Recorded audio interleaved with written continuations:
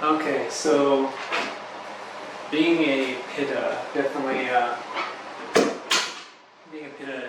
changing the way I ate and did things helped out a lot. Cause I realized like I always would get like red and inflamed skin. I'd break out. I'd get really oily and fiery attitude and stuff like that. It's because it's like a pitta. You're like kind of like think about the fire, like digestive fire.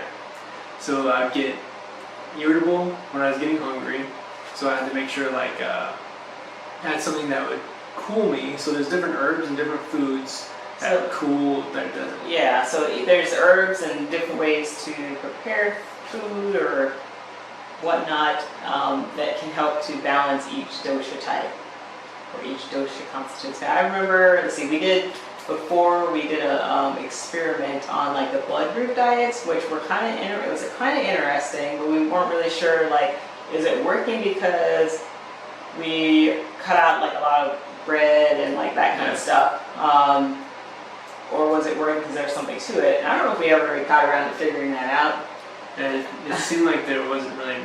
The difference was pretty negligible because like we already ate really healthy. And all we ended up doing was just cutting things out. No, it wasn't negative. Well, we did notice a difference at the end of 30 days. Yeah. But I wasn't completely sure why. I think we didn't get to that part where we weren't like, is it because this blood group diet thing works? Or is it because we're just eating less processed food? Because we did cut out a lot of processed food to do the blood group diets. Yeah. I don't know if we ever came to a conclusion on that, and I think we were talking about a lot of people that did the blood group diets that say this works so awesomely, and there's a lot of people that are like, doesn't work at all.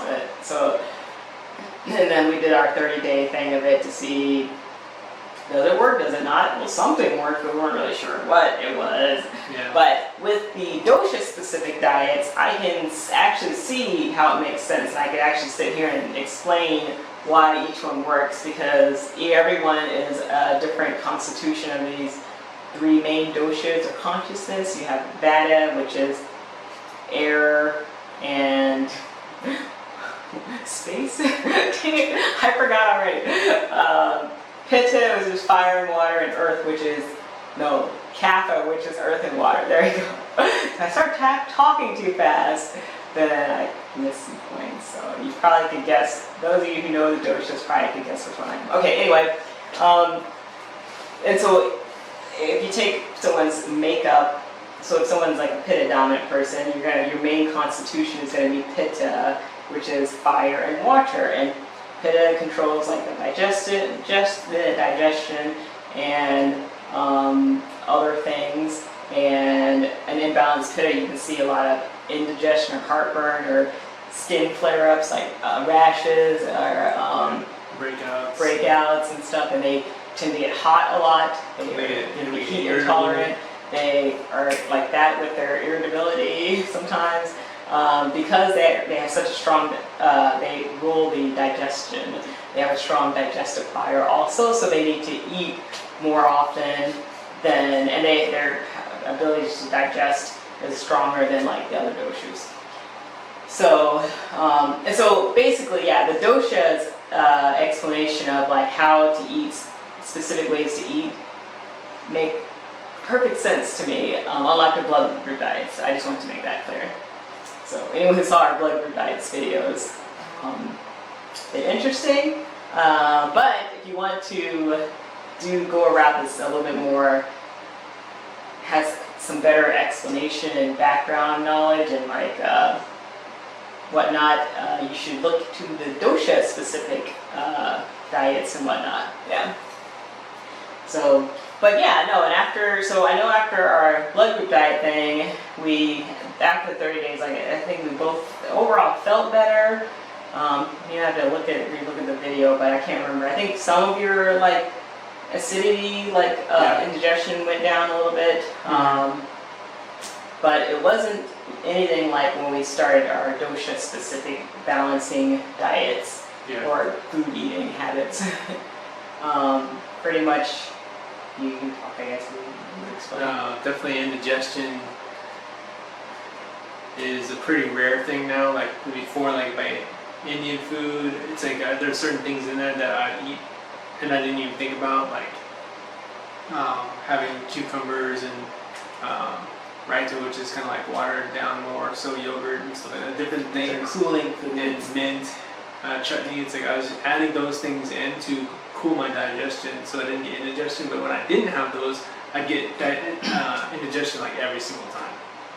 And so it's like I didn't know why when we ate out like spicy food, it didn't happen all the time. But like I didn't understand the connection that you were eating when you ate cooling foods with your spicy food, which spicy food can aggravate pitta.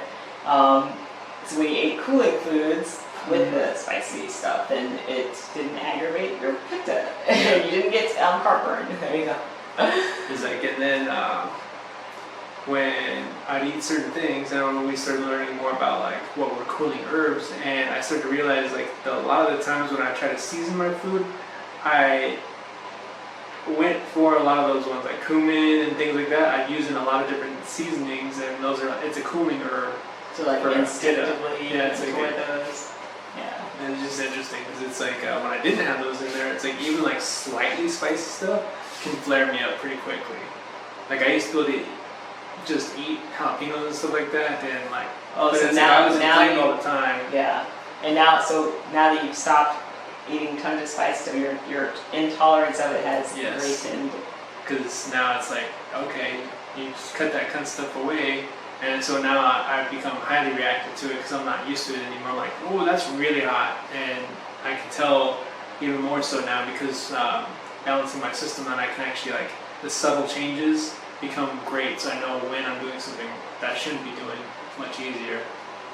And that's enlivening your inner intelligence. We all have an inner intelligence that tells us what we should be taking in or doing or whatnot to help keep balance in our, and also keep the frequency of our overall self higher instead of low, right? So we have this inner intelligence, right, in our DNA, in our cells.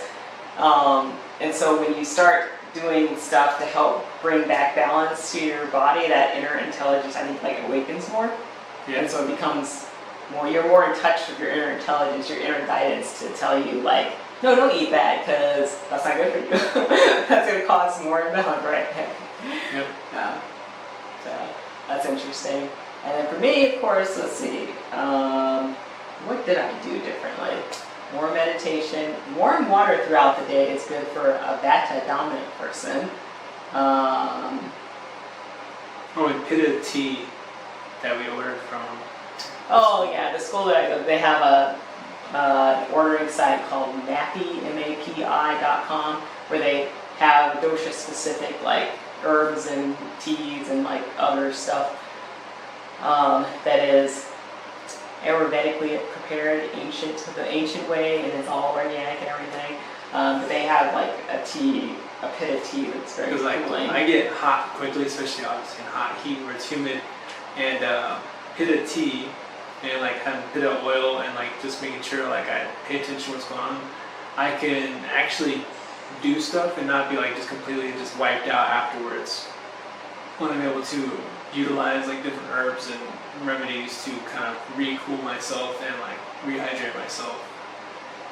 Yeah, so basically if you're a pitta, watch the spicy food and the heat. Don't try to do much stuff out in the heat. Don't eat a ton of spicy food.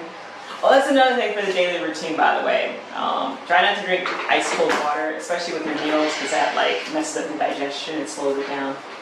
And indigestion is like the leading cause of death, right?